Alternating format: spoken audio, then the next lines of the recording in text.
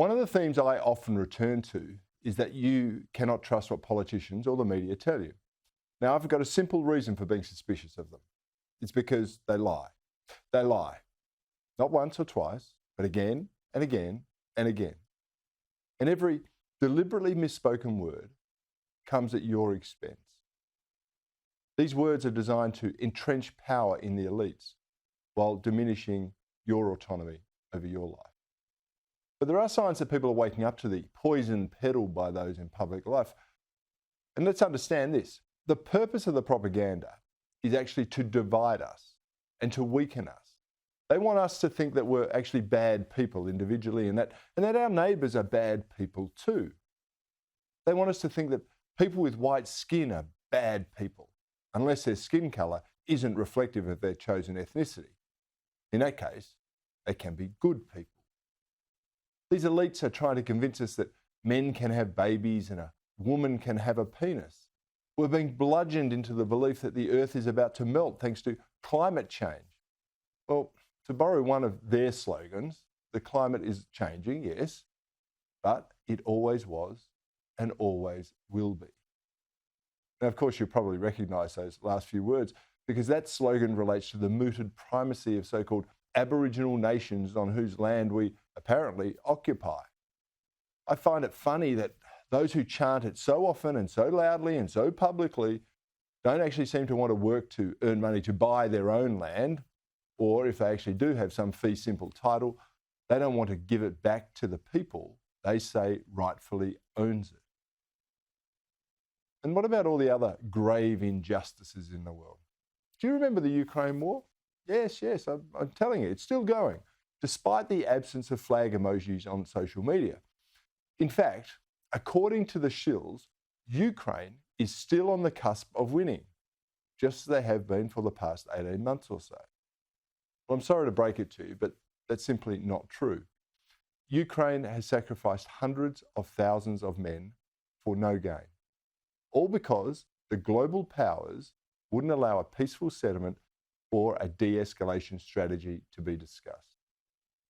You see, the Ukraine war was a great distraction and it created a common enemy.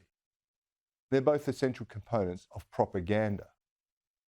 Unfortunately, this propaganda came with a very hefty price, but at least the US arms manufacturers made a heck of a lot of money.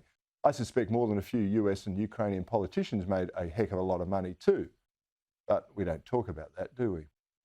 For our part, aren't we fortunate that Australia sent less than $1 billion into the black hole of corruption known as Ukraine? Of course, that money could have been used to repay our trillion-dollar debt or on some much-needed project in this place, but our leaders felt it better spent fostering futile foreign wars. And it's also incredible how many of our own politicians and media elites have been regurgitating the propaganda surrounding the so-called January 6th insurrection in the United States a couple of years ago. Now, almost all the video footage from the Capitol building has been authorised for release. And what's been come out in the last 24 hours or so shows categorically that what we were told by the political establishment was a long, long way from the truth. It's now abundantly clear that politicians, that police officers, and the media all lied to us. They manufactured the truth primarily for political purposes. And while those arrested for entering the Capitol, peacefully might I add, are receiving heavy sentences in prison, there are question marks over the involvement of federal agencies in actually sparking the protest. We've tugged on the thread and it's starting to come undone. Obviously, it's part of a plan to divide not only the United States, but actually all of us in the West. Incredibly, it's working. Everyone seems to be picking a side in geopolitics, even those who previously weren't that interested in it. I mean, Trump is bad, of course. Biden is good. That's the current narrative pushed by the elites. Mark my words, Trump will always be bad in their eyes, but at some stage they will turn on Joe Biden to stop him from running for another term, because even a puppet needs to have some wits about him in order to be useful. And the partisan cheerleaders, as I said, will turn on Biden just like the mindless masses have turned on Israel. The rent-a-crowd protest movement has made a new market for Palestinian flags that they wave while chanting genocidal slogans about the Jews. And unsurprisingly, moves to suppress the response of the Jewish state to the heinous acts of terrorism by the elected government of Gaza are actually being led by the anti-Semitic tribe at the United Nations. These are the same globalists who want to control the world through an unelected supra-national governance. We saw their goals in action during COVID. Global authority was invested in the World Health Organization, and they chose as their vassal Dr. Anthony Fauci. He determined the science that other countries must follow. And by goodness, follow they did. Mask mandates, safe and effective vaccines, social distancing, curfews, travel restrictions, forced detention. Apparently they were all part of the science, except there was no science. Slogan after slogan was repeated by politicians, by bureaucrats and the media talking heads. And if there was any dissent, you were cancelled or cast as a crank. The so-called cranks, they were right. The authorities lied to us. The evidence for that is clear. And if you wanted to see it, it was clear then, but it's almost undeniable now, which is why they won't talk about it now. It was never about the science. It was always about control. Now, these same engineers are entering a new phase. In many respects, I think it's a more dangerous and desperate one because the system they have built is actually much closer to collapse than it once was. The level of distrust in our institutions is almost unprecedented. The people are waking up to the fact the system is being rigged against them, and they're starting to question why.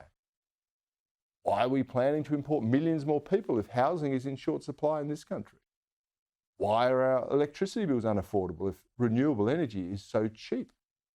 Why is less than half the population expected to pay any net tax?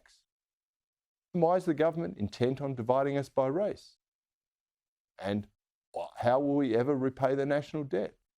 There are so many questions. I could go on with them. There are so many of them, but there are very few answers forthcoming. You know the reason there are no answers? It's because those in charge don't want us to know just how perilous things are becoming. For them, I should say, and for their hold over us. The system is on the verge of breaking down, and the last desperate roll of the dice is for the elites to have you dumbed down and distracted. We can't afford that. It's up to every single one of us to hold those in power or with a public voice to account. It's no longer about your tribe or your political team. It's now about your future. The primary goal for all of us must be to reclaim our self-reliance, our autonomy, and our freedom.